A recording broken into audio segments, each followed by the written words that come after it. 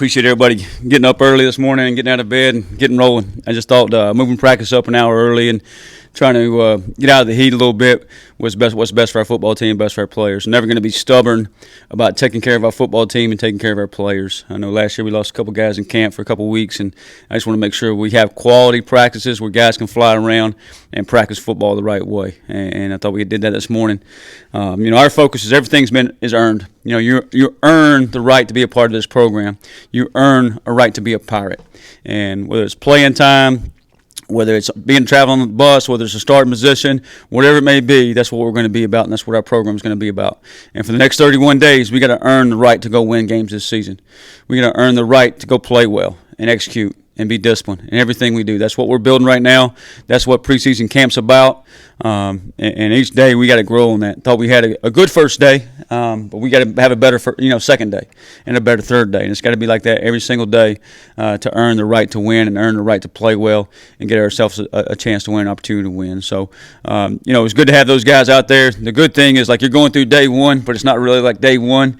You've been here all summer. You've been out in OTAs, player-led practices, and guys are flying around, know exactly where to go. So I thought our transition times, which exactly, as a head coach, that's kind of what I look at now is, are we wasting time? Are we doing a great job teaching and coaching, or do we have wasted time? And I thought we were moving around from drill to drill, station to station, period to period pretty fast. I thought our guys knew exactly where to go. And then execution-wise, I thought within the schemes, I thought we did a pretty decent job. We got to have a better urgency about getting lined up and a better urgency about, the next play. I think sometimes in the summer you can get a little bit nonchalant about those things, but that's kind of what summer's about. Now it's time to ramp those things back up and make sure we go earn the right to win this fall. So, again, appreciate you guys coming in a few minutes early. I apologize about changing the schedule on you. We'll do that for the first couple of days this week until the heat breaks a little bit, then we'll push it back. So, this time we'll go for questions. Coach, you instituted kind of shorter practices last year. How do you keep that method but also make sure you get the work in that you need to for the opener? Yeah, thanks for Stephen for starting us off. I was really disappointed the other day when we did media days now in Charlotte that you weren't the first to ask. I hurt my feelings a little bit. But, yeah, last year we kind of late in the season, I think it was about midway when I took over, is just kind of took care of each individual's body, and some of that was just, a little bit shorter practice. And sometimes when you go shorter, people think you're doing less, but you can actually do just as much and do more if you're efficient with your time. One of the favorite sayings, I think Coach Tess has kind of always hits on it, is don't mistake activity for achievement. Don't think we're just going through the motions out there and we're getting a lot done. So let's get quality. We got two fields going at one time. Call that two spot. We got an A group on one field, a B group on a second field, and they're getting reps. And they're still getting the same number of reps, but we're really cutting that time in half because we're not going in one spot. So we want to be more efficient in things like that and make sure we get quality out of it, but at the same time taking care of our bodies. I don't want to lose a guy early in camp and he misses 3 or 4 days. Well, what good does that do that individual or our football team? We got to be building up until August 28th. We don't want to, day one, day two, lose a guy and we miss 3 or 4 days and it can cost us down the road. There was so much talk about state in Charlotte, but did it feel good to get out there today because now that you got a month ahead of you and all the practice and everything, that's a long time before you play state? Yeah, our guys know who we play game one. Our guys know when game one is, and I don't think that's any different than any other year.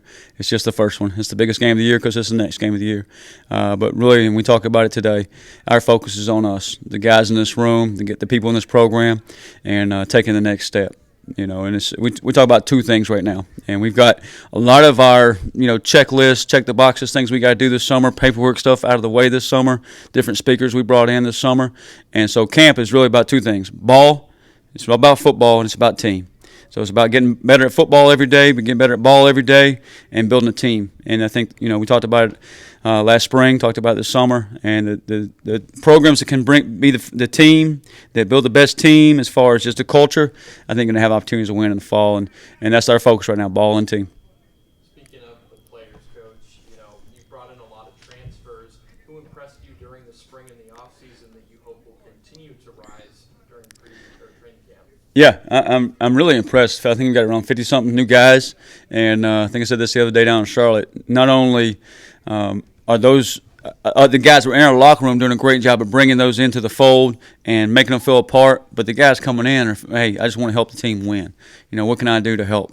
Just was getting on JoJo out there because he was calling a penalty or something. I said, that's not what we do, and he was really good. I said, yes, sir. So that's the type of teammate we got to be. So, there's several guys on both sides of the football, and I think sometimes what you see in the spring and what you're going to see in preseason camp or this fall can be two totally different things. A guy coming in the spring, it's new terminology for him. It's a new culture. He's just trying to get his feet grounded and kind of get set in, and then come preseason camp, well, he feels comfortable. He knows the terminology. He knows the scheme. He knows exactly what he should be doing, and now it's time to see him take off. I've seen it, so many times over the years, whether it's DJ Ford, Omar Rogers, and I can see, JoJo doing that. And see Quez Petaway starting to do that. Ryan Roseboro, he looked like a different guy today. So it's just day one. You're out there running around with just a helmet and shorts. So, we'll really see it about a week, 10 days from now, exactly where we're at. You've talked about with all those seniors leaving last year, you're looking for somebody to fill those leadership roles. Who have you seen through the spring and summer fill those? I think our first team meeting was January 13th, January 12th, back in the winter. And you sit in this room and you realize all of a sudden, like, those 22 guys are gone. And not only those 22 guys, but some voices. And they did a great job laying the foundation of who we want to be. And then since then, I was really worried about then. I remember going home for spring break and Caton walked up to me. He said, how you feeling about our leadership? And just how, I said, well, totally different. You're starting to see those guys rise to the top, whether it's Caton Hauser, Marlon Gunn, Raheem Craig, Sam Danka, even some young guys. Jamarlee Riddle is a younger guy who's only a second-year player, but you can see, especially up between the lines, how he has a presence to him. He's got a confidence to him, and I think that's what all those guys, the end of our season, we talked about the other day, you can never take one play from last season into this season or one touchdown from last season into this season. I sure as heck we wish we could, but it's really the confidence you're taking from last season. And you can see those guys starting to take off, and just really proud of how those guys are making it their team. Coach, you mentioned Ryan Roseboro. He's a Greenville guy. He Yep. used to be a running back at JV2 Yep. high school in Towson. What have you liked about his game, and what do you hope he brings to this team? Yeah, you suggesting we put him in the backfield on a short yardage? You going to take credit for that when we do? Maybe I will. I just think he's bought in. He wants to be a Pirate. He wants to be here in Greenville. It's his hometown. He grew up a Pirate, and just to see him starting to kind of figuring out how things flow, where he should be, what he should be doing. He's got to play a little bit lower pad level, do some things like that, take a better first step. But he's starting to figure it out and looks like an older guy out there. He doesn't look like a first-year player. And in the spring sometimes, that's kind of what you look like as a transfer. But now he's starting to look like, an older veteran guy that can help us win ball games. Coach, what does progression look like from week to week? I know you have to ramp it up. Yeah. But for this first week, what would you like to see? What will be a successful week? I think it's in everything we do. Like today, when we go a team period, we only got 10 reps. Six of the first group, 4 of the second group. Tomorrow, they'll get more reps. Practice will be a little bit longer tomorrow. So every day, as a coaching staff, we'll start to stress them a little bit. Add more reps on top of that. You don't want to come in day one. You don't go train for a marathon day one and go run 26 miles.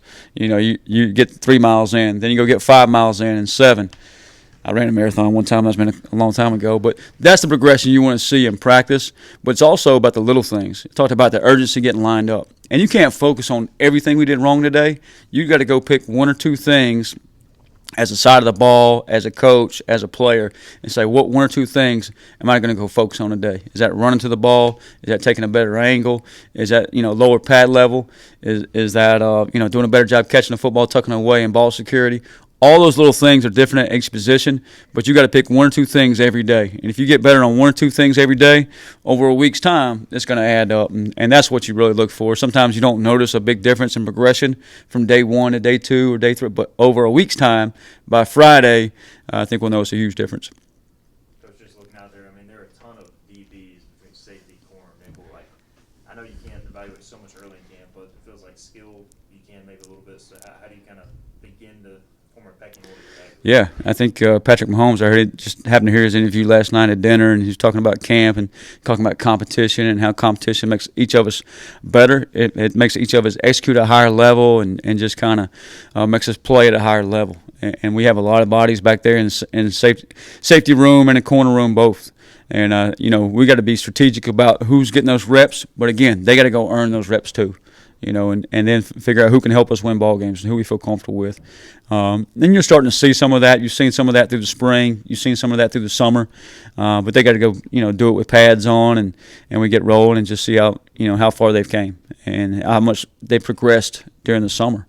And some of the older guys are starting to show that they are older guys. They have played before, and we got to keep going pushing in that direction. And that's probably, there's probably a lot of question marks out there, especially on the defensive side of the ball. But some of those guys, Sam and some of those guys, they have played a lot. They just haven't started a lot. But at corner, it's going to be a brand new starter for the Pirates. But we do have some guys who started at other institutions, other universities. We just got to make sure they fit for us in Dowdy Fickle Stadium and they're ready on game day.